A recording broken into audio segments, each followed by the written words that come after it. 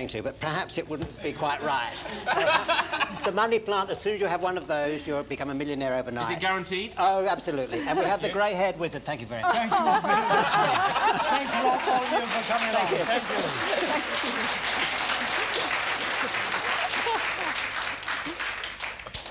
Marion, that it all actually began right here in the lobby. It was a man called Phil Sidey who had taken over as head of network programs at Pebble Mill, and he didn't like the studios very much, but he thought the lobby was terrific. So rather like those old Hollywood musicals, he said, why don't we do the show right here? And that's exactly what we'll do, what we did, as Marion will remember in the first year. We did the show live as the business of the lobby was going on, and anyone could wander in, and soon the place was so full of people we couldn't get the cameras in. Do you remember that? Yes, I remember one of the cameras once taking a complete tumble and almost bringing the entire programme to a standstill. I didn't know then I'd be expected to run around the building 3 times before doing a piece to camera pop. But let me just remind you what it looked like before the programme started. It was awfully tidy and clean and very boring. And just look at the sort of thing we have done to it over the years. Just an incredible change. Here we come now. Hello again. Hello and welcome. Hello there. Welcome to the programme. Well, for the 100th time. For the 1000th time, welcome to Pebble Mill. Hello and welcome to a very special edition of Pebble Mill at 1. Over the horizon, we're expecting the Royal Navy's first Sea Harrier. It was only commissioned yesterday, so this is a major flight for it. At the controls is Lieutenant Commander Nigel Ward. Now, would you believe he left Somerset just 15 minutes ago? It's about 120 miles as the crow flies, so that means he's doing the journey at something like an average of 500 miles an hour. It's going to be the first time that a plane like this has landed in a city centre. In fact, the spot where he's going to land down there is only 70 feet square, would you believe? Already, there's a lot of people out waiting for his arrival. So let's, as he comes into view, let's now join Lieutenant Commander Ward and hear him as he's talked down to our Pebble Mill studios.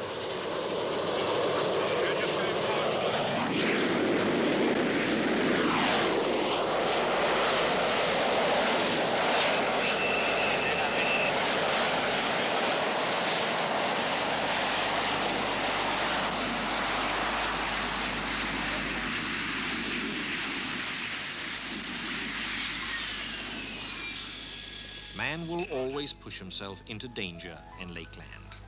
That's because danger is one of the things which attracts him here. This peaceful corner of Britain was where he risked his life to break water speed records and prepared himself for climbing the highest and most formidable mountains in the world. This was his training ground. It still is.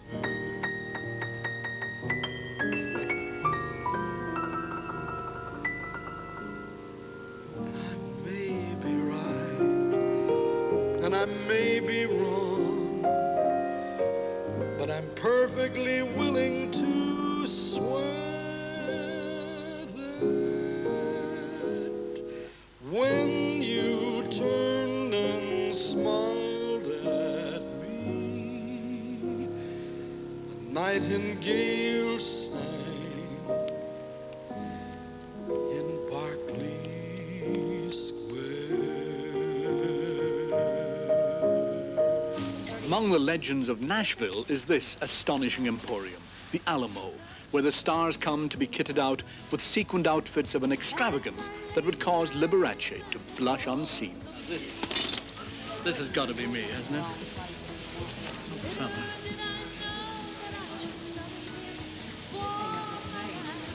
That'll keep the sun off me. But seeing is believing, and believing is the feeling that you feel when the love and feeling's done. Everything we've ever been or anything would be again. Packed up his bags and moved along. All I do is shake my tail. The clock will tick away the hours one by one. Then the time will come when all the waiting's done. The time when you return and find me here and run straight to my waiting arms. World in action all around us. World in action all to see. You better hide behind your nature. Is there a future for you and for me?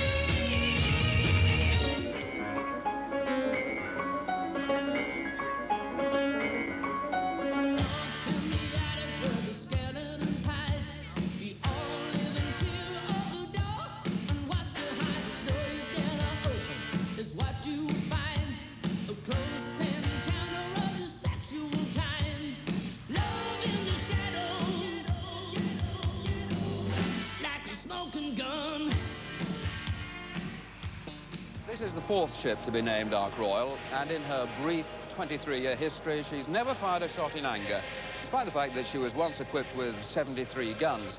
But it's on the flight deck here where this ship really comes alive, and there is one last moment of drama left. That's when these aeroplanes fly for the last time. 10 Phantoms, 12 Buccaneers will be hurtled down the flight deck, that's 800 feet, at a speed of 100 miles an hour on their way home to Plymouth for the last time. When they're gone, the great days of Ark Royal will go with them. In many ways, it's the end of the story, the obituary of Ark Royal.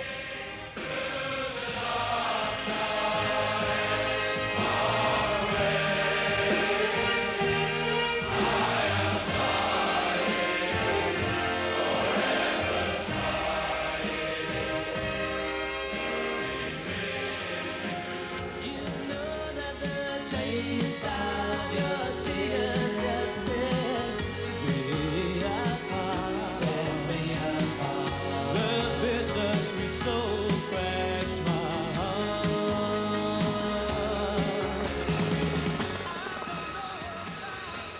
This is one of the more bizarre sights and smells that you find around every place in Iceland. Serried ranks of codfish hanging out to dry like washing in a line. And I love it. A string of pearls in the Indian Ocean is how all this has been described. It's the Seychelles Islands, and on many of them you'll find species of flora and fauna that are seen nowhere else in the world. The main reason for that seems to be just the fact that the Seychelles are relatively untouched. They're said to be 1,000 miles from anywhere, in fact. The Scillies are a cluster of islands. Just 5 are inhabited, and their tiny fields and wild flowers, long gone from the mainland, are reminders of an England that disappeared half a century ago. This is one of the richest areas in China, where the workers get up to 3 harvests a year from the same field. They have to. Less than a quarter of China's vast land mass can be cultivated, but it has to feed almost 1,000 million mouths. 8,000 miles from London lies a corner of the world that is so uniquely British in culture and temperament that the people who live there seem almost a mirror image of ourselves. Today, their lifestyle is dangerously threatened because ever since the Falkland Islands were adopted by Britain as a colony back in 1833, Argentina has claimed them too. I'm a Britisher. I was born under the British flag, and I intend to remain so as well. Well, why is that important to you? Well, I don't know. Maybe because my great-great-grandparents come from the UK, I wouldn't know.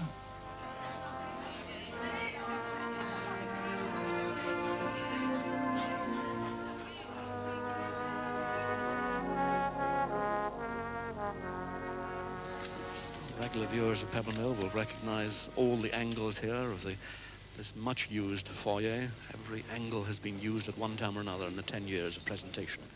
And that looks like our cue to welcome you aboard HMS Dreadnought for the first ever live television broadcast from on board a nuclear submarine. And Mary and I can tell you that we're off the Isle of Arran on the west coast of Scotland. And later we'll be talking to the Captain Commander Johnny Clark. But first, take her up. Stand by the surface. Stand by the surface.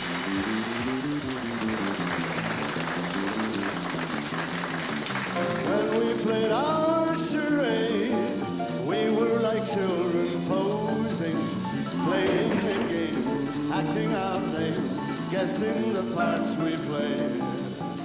Old love letters, no one can value their worth, for they bind a soul in heaven to a beautiful soul on earth. Here, Pebble Mill sponsors 10-year-old Kumari Paramesulu. His father was landless and, by implication, penniless, until the trust encouraged him to be a potter. Life changed overnight. I'm dreaming of a white Christmas, just like the ones we used to know,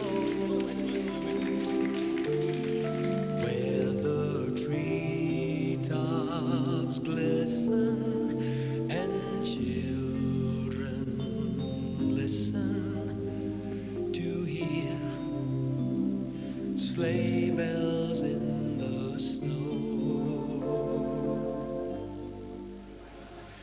Well, I've just arrived in the heart of Siberia. Right now, I'm farther from Moscow than London is from New York. If you want to find out exactly where I am on the map, well, look for the large Siberian city of Irkutsk. Draw a line for about 500 miles north and slightly to the west, and you'll see great emptiness. And that's exactly where I am, at the back of beyond, in the middle of nowhere. And it's on this last frontier that the Russians are constructing the miracle they call Ust-Limsk. The forecast is bad. The weather will soon crowd in, and the trip itself is hazardous enough, even in the best of conditions. Our destination, the British Antarctic Survey Base at Faraday and Grahamland. There, shut in by ice and snow, the resident scientists haven't seen a friendly face since winter. Mike Freer, who on Friday at Farnborough in Hampshire will attempt the world underwater drumming record, is now about to rehearse it for us. He's going into the tank, and as soon as he's in there, he's going to take over the commentary from me and tell us what he feels like. So, over to you, Mike.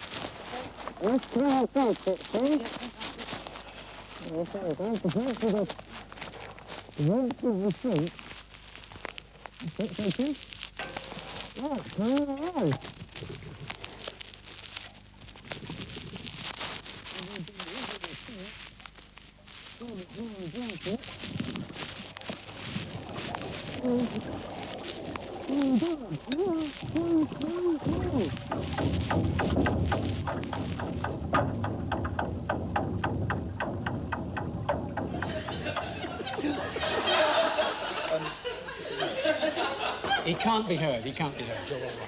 You were saying about my latest play? Well, we stand in honour and in awe of the greatness, the lustre that seems to shine from...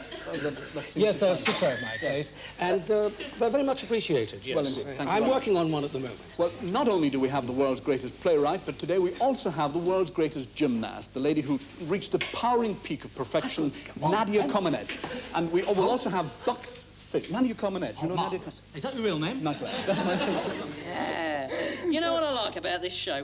What? It's a marvellous utilisation of space. Old Al, the Director General, speaks very highly of this show. He told me once he'd have scrapped this show long ago, but because it doesn't cost a penny to make, it'll run forever. Yeah. True programme making, that's what it's called. I'm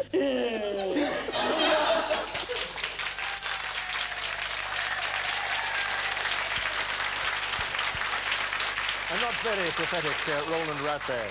But you may have noticed in that compilation a rather slim, dark-haired young man strolling the decks of the old Ark Royal. He was, of course, my old friend and companion, David Seymour, who left us several years ago to go on to bigger things. He's now one of the top producers down at BBC Southampton. And in fact, this morning, he's actually boarding candidates for a new job down there. But he managed to sneak out of the office and get into a television studio so that he could speak to me over the line. Hello, David.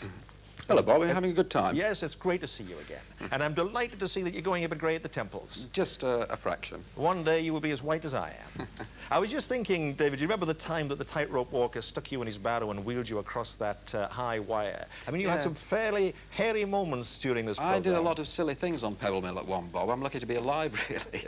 I went in a lion's den with Dick Chipperfield, if I remember rightly. And I went off the roof of the building in a number of different ways. And I flew in a Harrier jump jet, you know, the Farnborough Air Show. I remember that. I forget exactly when that was. But I fainted, I blacked out because of the G-force when it was doing a sharp turn. And then sort of came round and said, are you still with me? Those were the spectacular things, David. But, you know, I must tell you something that I've never said this to you before, although I've said it many times privately. I always regarded you as one of the finest television interviewers I have ever encountered. I mean that seriously. I don't know what to say, Bob. Incidentally, that jacket you're wearing... Yes. I know I'm 100 miles away. Is that the first one you ever wore on Pebble Mill at one? Because it's very similar. Yes, Can I say just a couple of things about the programme, Please Bob? do. I mean, I remember it as the most wonderful continuous carnival for the first few years when I was on it, under its esteemed first editor, Terry Dobson, affectionately known, if you remember, as the Fuhrer.